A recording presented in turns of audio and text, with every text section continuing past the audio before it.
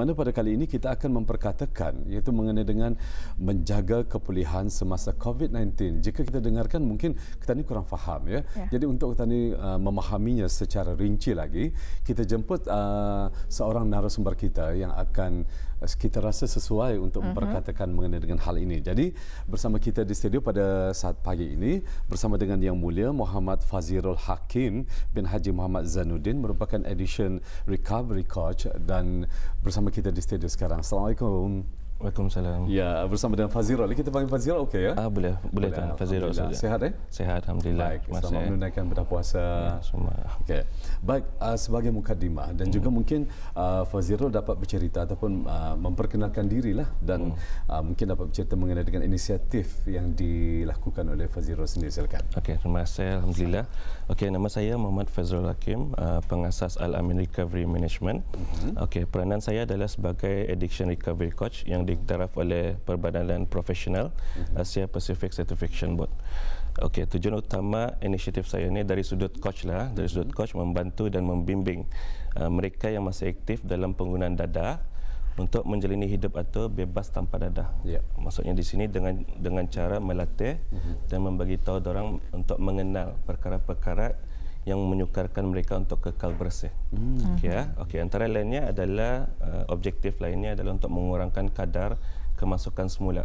Maksudnya kemasukan semula ni relapse lah, kejatuhan semula.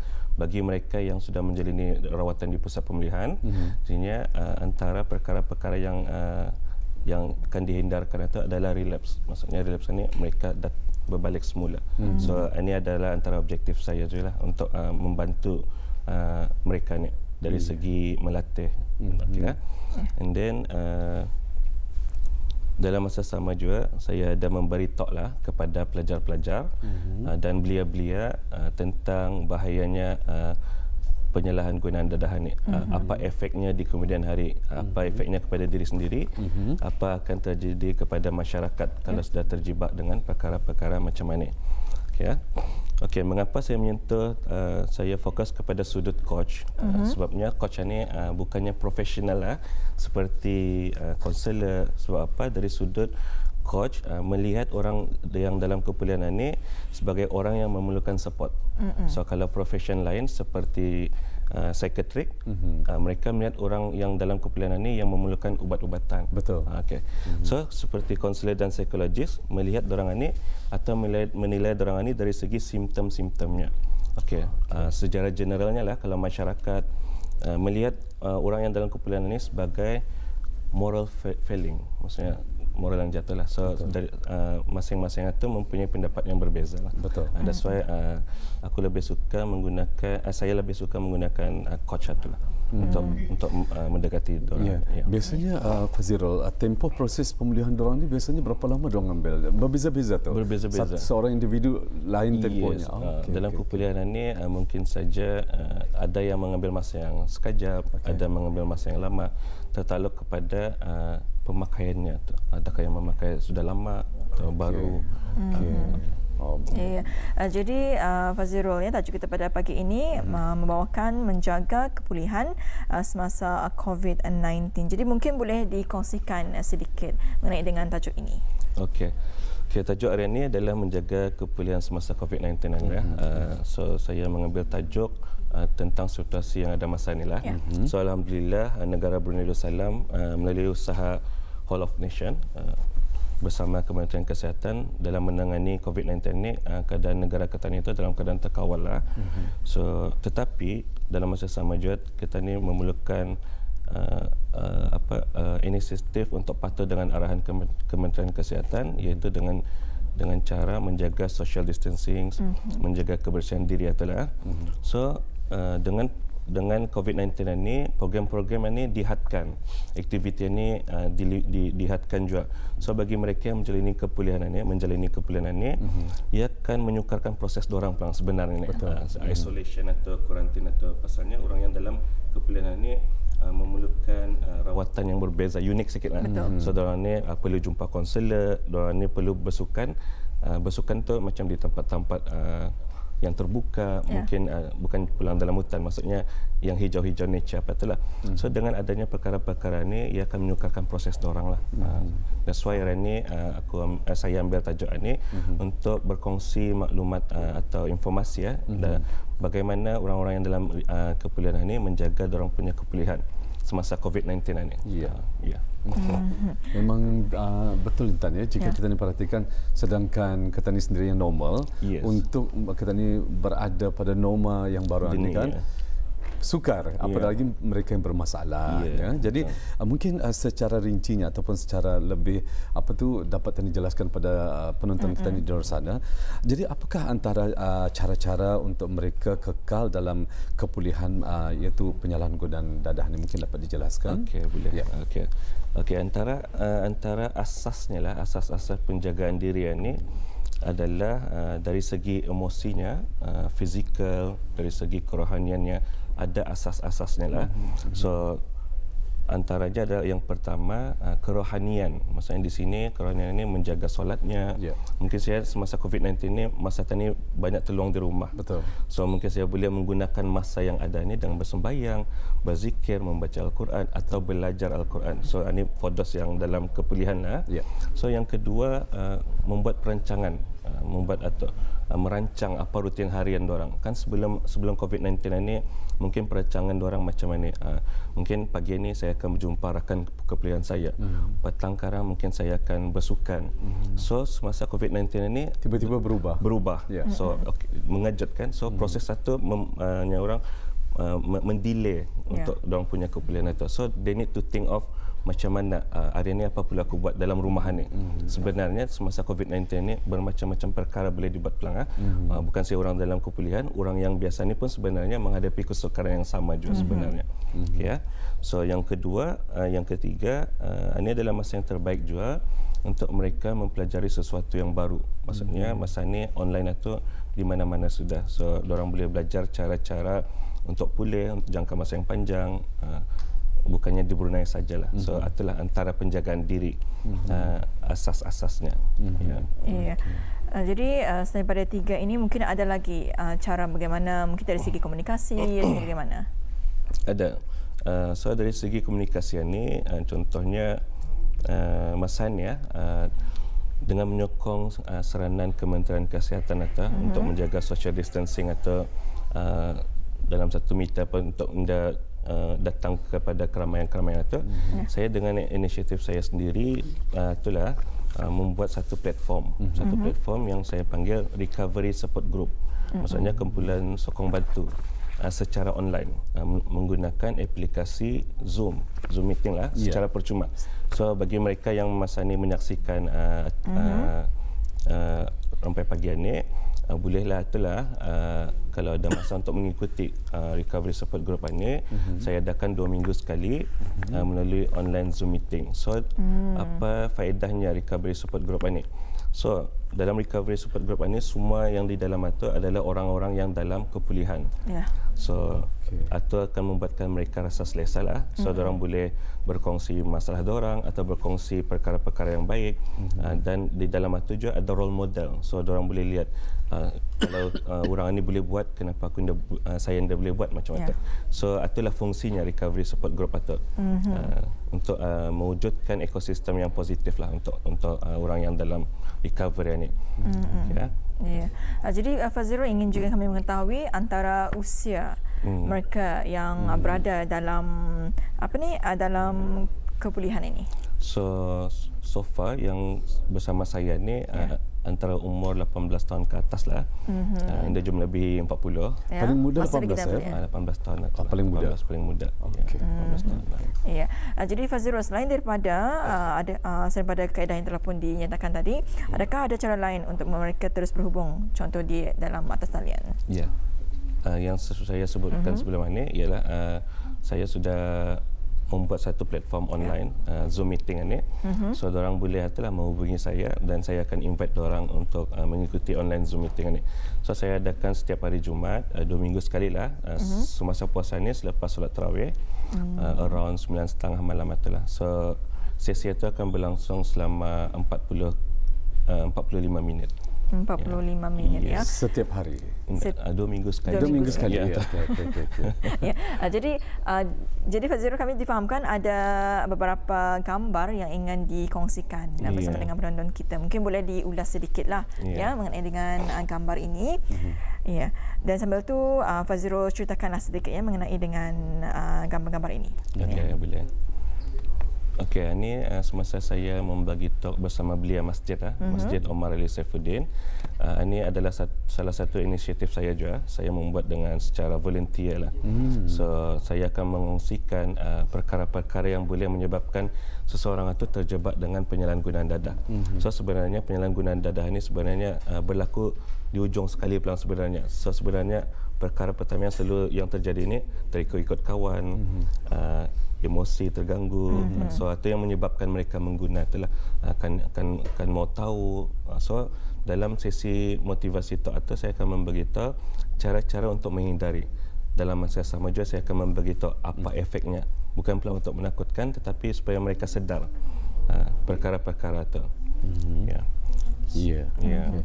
Sebab perkara ini kan kalau kita fikirkan sendiri Fazirul ya dan juga Intan, perkara ini berlaku secara tiba-tiba, tidak dirancang ya Fazirul ya. Amat sukarlah bagi macam pihak kita pun Indah pernah terfikir akan benda ni berlaku, maksudnya pandemik COVID ni kan, COVID-19 ni. Jadi macam mana untuk kata ni menangani mereka-mereka ini ya, yang sedang dalam musibah lah dalam kehidupan mereka, walaupun kesalahan tersebut daripada kesalahan mereka sendiri ya.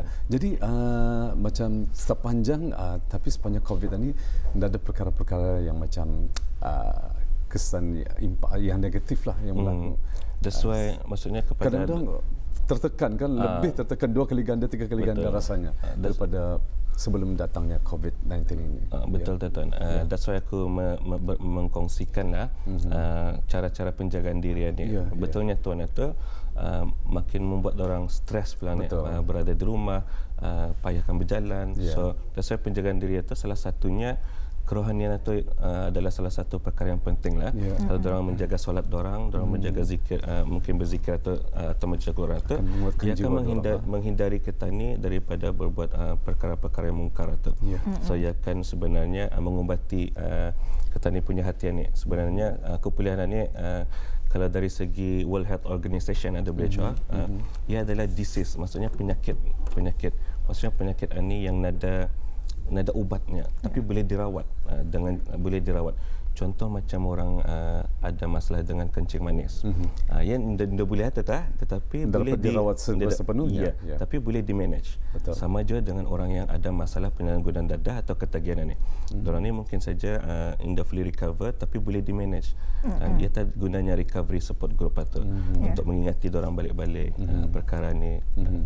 Kadang-kadang kita ni merasa simpati, kadang-kadang bis dia ni dan mendapat moral support daripada keluarga. Kadang-kadang ada yang keluarga yang menyebabkan diorang jadi macam tu. Jadi macam mana tu?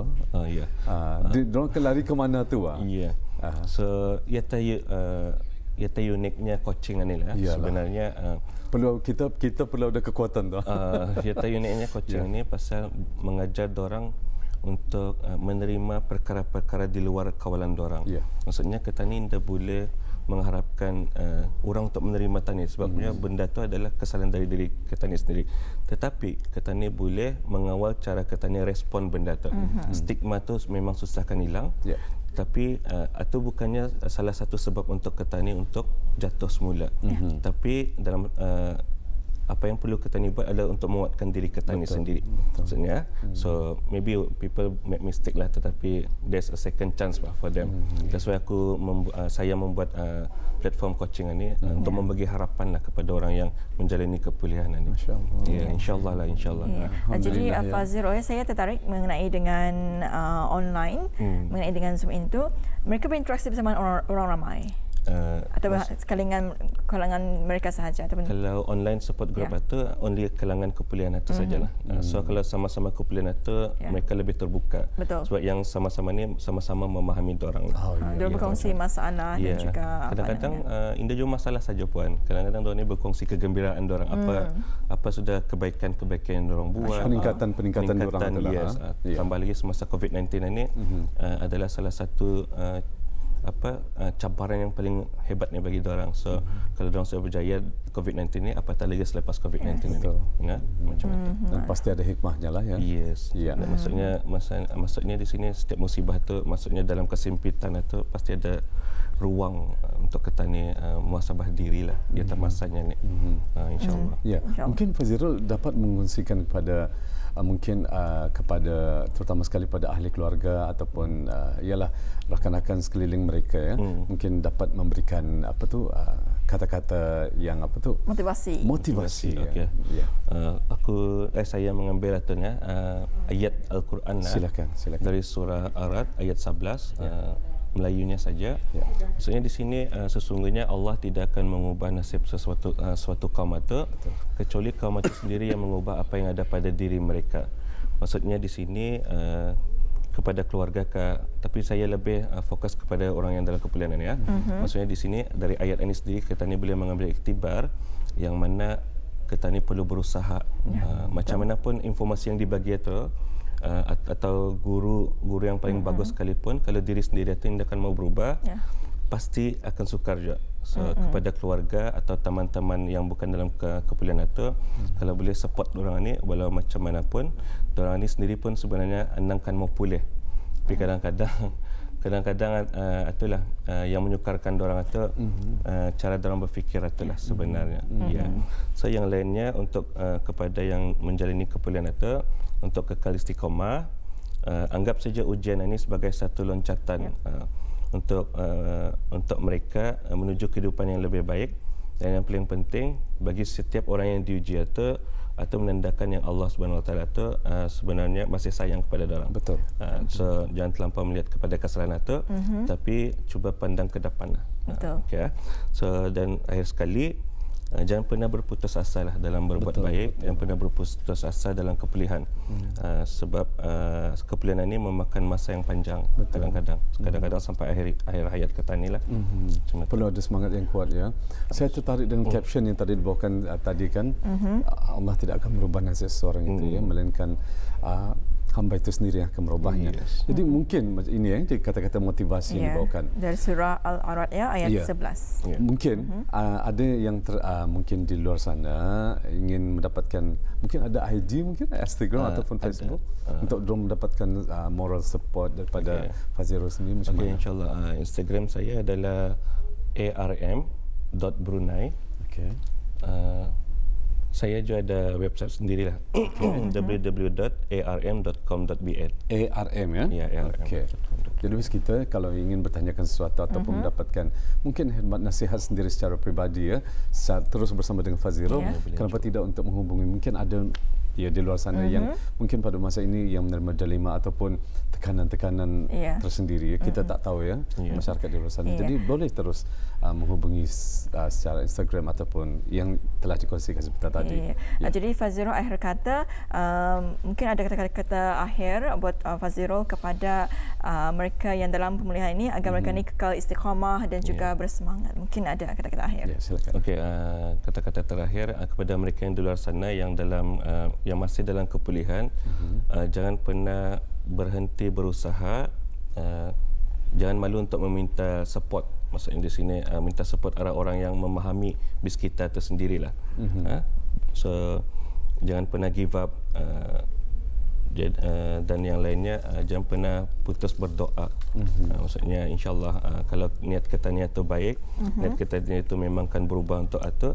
Jangan pernah hiraukan apa orang cakap ini. Betul. Pasalnya mulut orang ni kita ni dah dapat tutup. Betul. Dan satu lagi, muhasabah diri juga. Kalau orang berkata macam ni, adakah ni disebabkan salah saya sendiri macam itu contohnya. Betul. Kalau atau ada salah sendiri, ambil benda tu dengan cara yang baik saja, dengan hati dan memperbaiki saja. InsyaAllah. Kalau kita ni dah berharap atau bergantung banyak kepada manusia ni, kita ni merasa terbeban. Kita ni merasa terbeban itu sebab kita ni mengharap gantung supaya orang menerima tani, supaya orang support kita ni. Sedangkan kita ni tu kalau anda terlalu memikirkan benda-benda macam itu, insyaAllah petani dia akan terbeban dengan benda macam itu. Betul sekali. Itu adalah salah satu cara jual secara internalnya macam mana untuk kekal pulih itu. Betul sekali, betul sekali. Di saat petani sudah hilang tempat bergantung pada manusia, pada siapa lagi kalau bukan kita serahkan segala-galanya pada Allah Subhanahu Wa Taala. Terima kasih kita ucapkan kepada Yang Mulia Muhammad Fazirul Hakim, Haji Muhammad Zainuddin, merupakan Addiction Recovery Coach. Sangat berharga sekali informasi yang telah dibawakan oleh beliau dan insyaAllah kita berjumpa lagi ya. Selamat menunaikan ibadah puasa. Assalamualaikum. Waalaikumsalam warahmatullahi wabarakatuh.